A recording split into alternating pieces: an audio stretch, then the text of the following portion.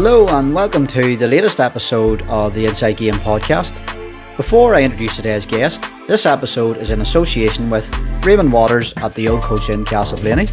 And here's a word from Ray's Tanning and Wellness in Auchnachoy. Rays are the first on the island of Ireland to offer the Red Wave Pure Red Light Therapy Bed, a cutting-edge recovery tool now being used by top athletes worldwide. Whether it's muscle soreness, inflammation, joint stiffness, or speeding up overall recovery, Red Light Therapy is becoming a genuine game changer. So if you're training hard, coming back from a knock, or just wanting to stay injury free, call into Rays and experience the benefits for yourself. Rays Tanning and Wellness is helping athletes recover faster, perform better, and stay in the game. And now on to today's guest. He's a very recently retired County Armagh player who committed a decade to the cause, and his service and contributions have been recognised as such. A very popular player amongst the Armagh fans with a great work ethic, and a huge part of the rise of Farkhill football over the last 10 years. So here is Jemar Hall. Jemar, pleasure to have you on the podcast. Yeah, good to get on it and have a chat with you. Good man. Have you figured out what to do with all your newfound free time just yet? Yeah, well, I'm busy with my own business, a lot of coaching, and then Farkhill's only started pre-season there over the last couple of weeks, so I've been busy with that as well, so yeah, trying to get my own training done too during the day, so I've kept it busy enough. Kept busy. Look, correct me if the details are slightly wrong, but you joined the Armagh County squad around 2016, so that would be basically 10 years in the making before you finally decided to hang the boots on. So look, some commitment to the cause, Jemar.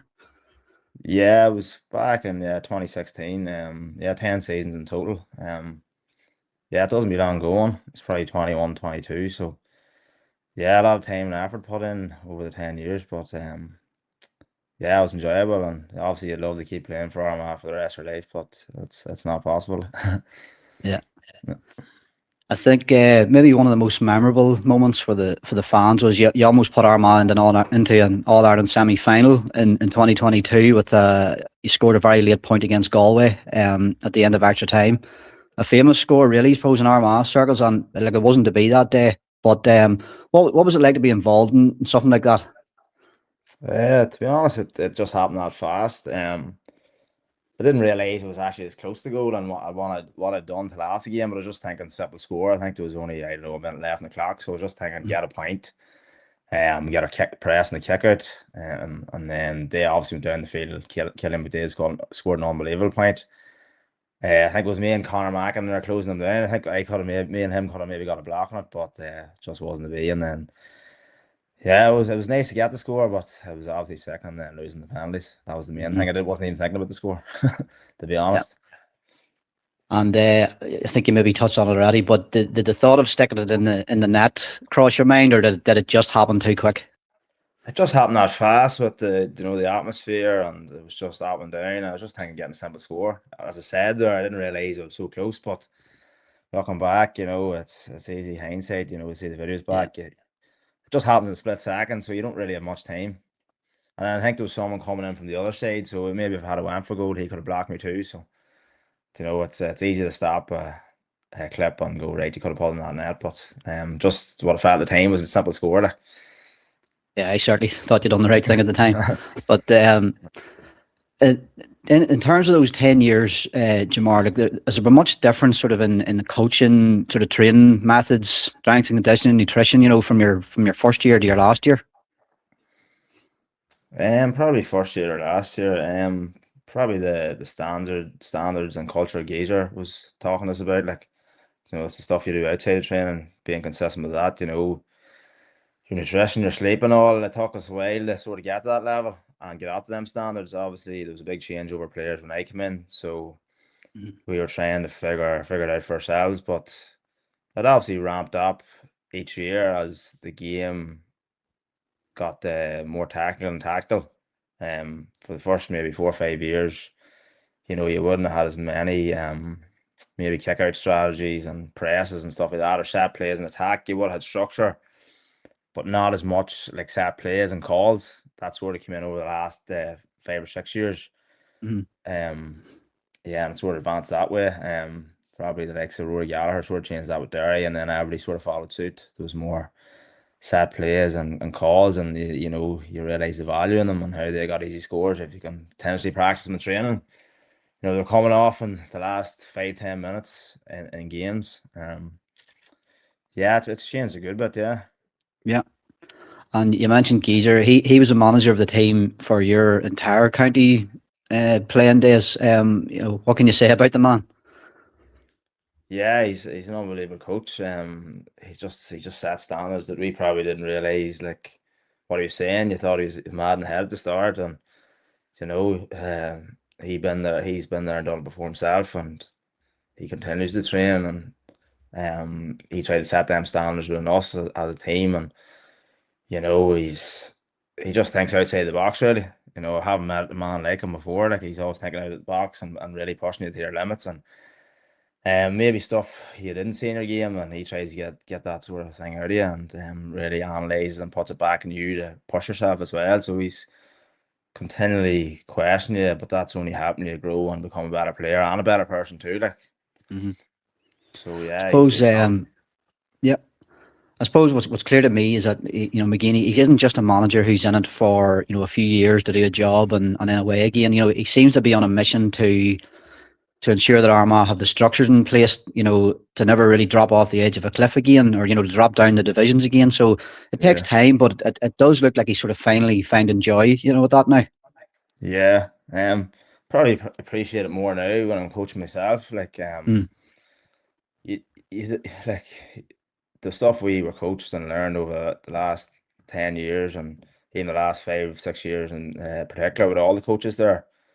You just learn so much, and it's easier to like help teams out with that sort of stuff. You just know it like the back of your hand because how much attention to detail all them coaches been in there with us. So it was just the standards, the set, and the attention to detail. It's just second to none. Like. yeah. I suppose, Jemar, the famous 2024 All Ireland winning season was one where you didn't get the sort of playing time that you would have gotten in previous years, or sort of playing time you would have, you'd have liked. But Aaron McKay was on the show a few episodes back, and he spoke of how the lads who were still training in the background and still helping to keep the starting team players prepared and sharp, that those guys were nearly more deserving of credit.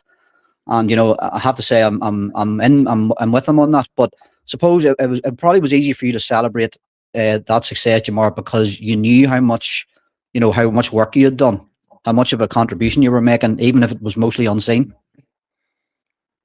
Yeah, suppose it's tough to obviously to sit there and not play, but you sort of have to stop feeling sorry for yourself. Like there's gonna be a certain amount of lads disappointed, on any given year on a panel. So you just have to park your ego and put the team first, and that's what you have to do. If you want to win All Irelands, you want to win Ulster titles, that's what it takes to win. You need a squad, same as them great Dublin teams. Look at the amount of good Mhm. players who didn't play there. There's going to be people disappointed.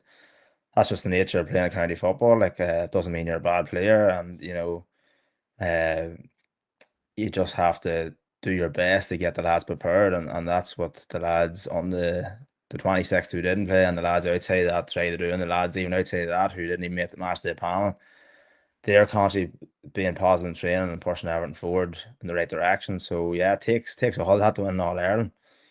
If you're throwing the ties out of pram, that's bringing negative energy to the training, and there's no point in that. Like you Yeah, can, it's only draining your energy. Like when you're trying to maybe break on the pan, like that was always in the lads' heads. We're trying to still break on the pan and getting that 26. You're always trying to push for that 26 or that jersey. Like that was my mindset going right throughout probably from the quarter final on. The last game I probably played was the Ulster final. I come on the last 10 minutes hmm against Donegal. Went to hmm penalties, and then after that, I didn't play a minute. Didn't make the 26, but I was always trying to push and get there. But I know if I push that much, the man in front of me is going to be playing well too. So it was all to help Armagh win, and so many lads done that for Armagh that year. It was unbelievable. yeah, first class. I think Aaron McKay was right. Serious, a lot of credit to players like yourself training in the background and helping push things along. But look, I suppose that was recognised, and I was in attendance at the Armagh GA All Stars Award night a few weeks back, and you were awarded with special recognition for your service and contribution. And I think most people would agree it was very well deserved. So it's a good night that.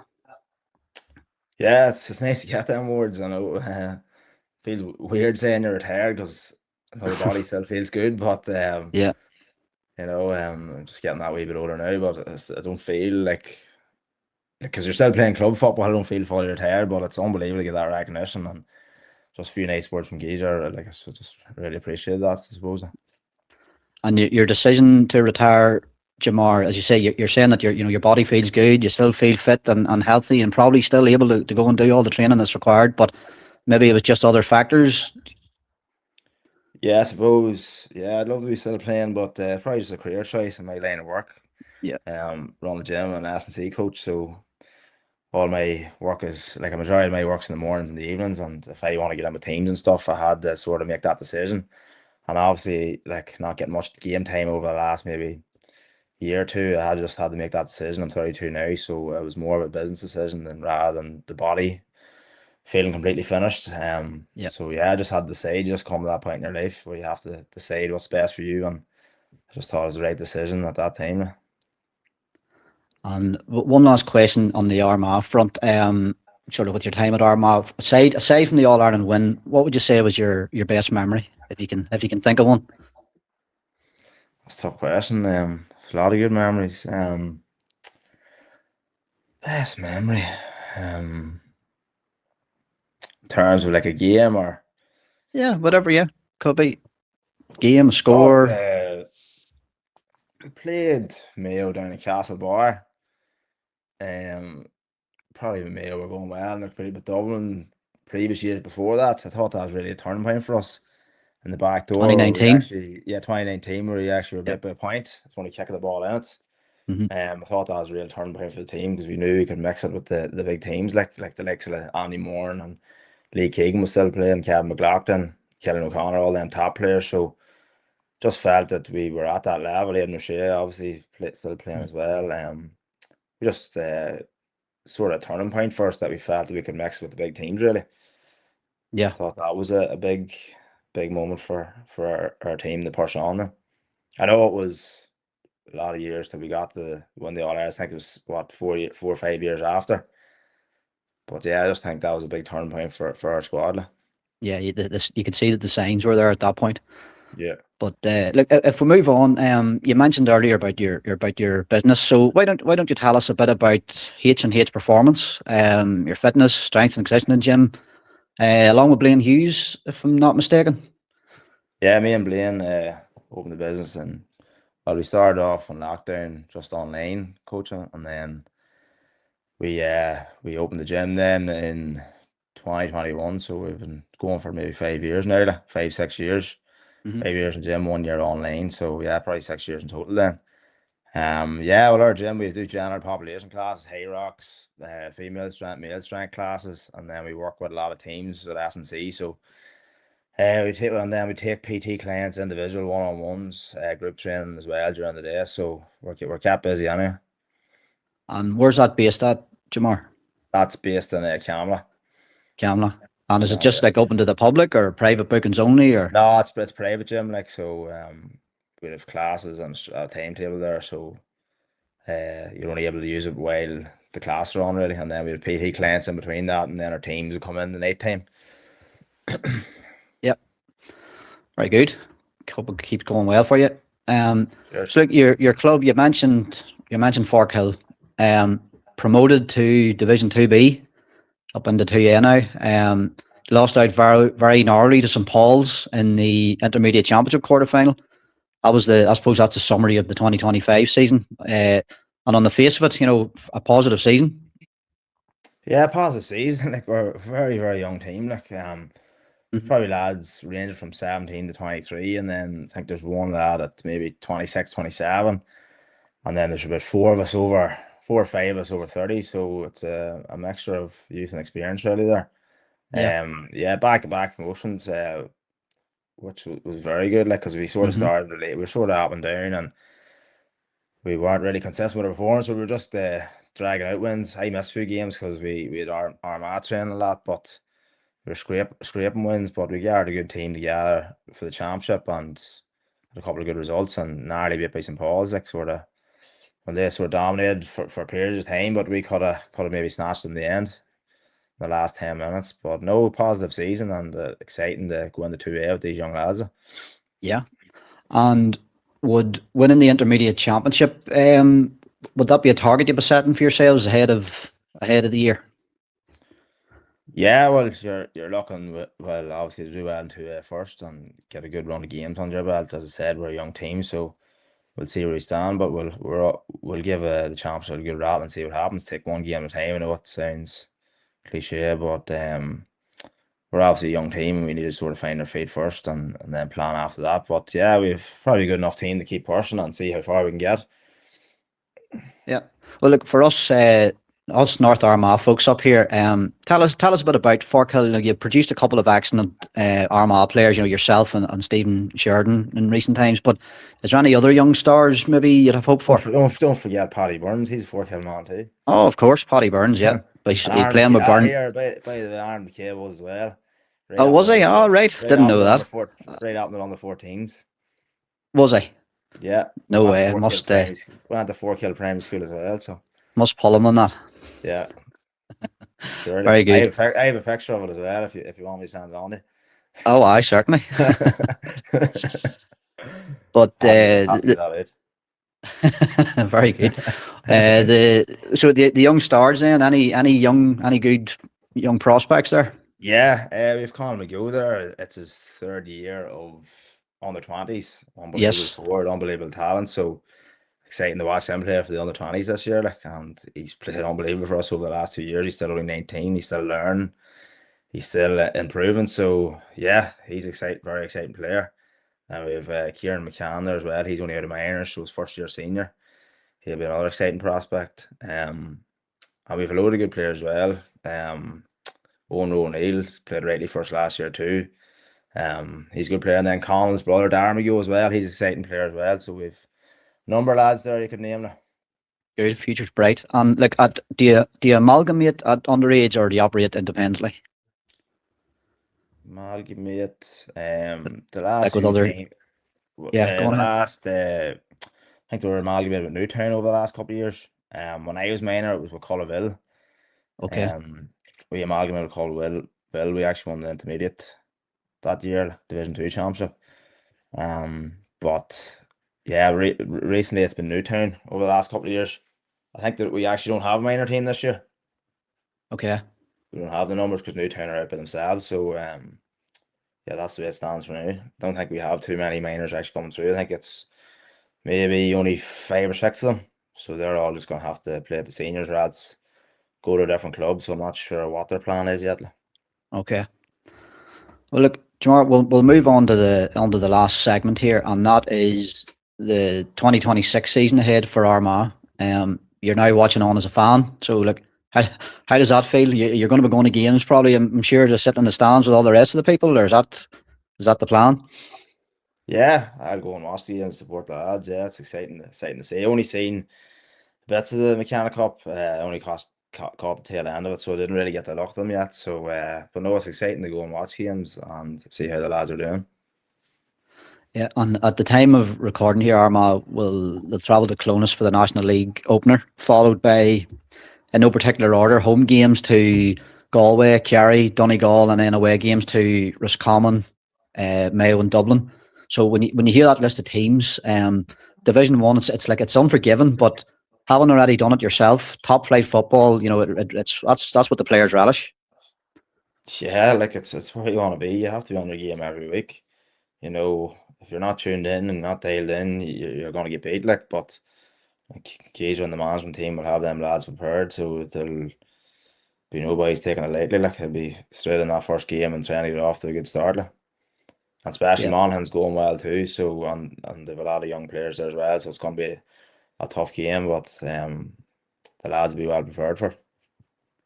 yeah, and you mentioned the McKenna Cup there. It isn't long over. Sorry, Armagh given a lot of new players their county debut in it, and you know, much like this time last year, you know, there's still plenty of players to return. to the playing squad. So, it'll be interesting to see who Geezer has available to him against Monaghan. But I suppose that's what having a squad is for, and it'll just be a case of next man up. And, that might be a perfect opportunity for some of the new lads to shine, maybe.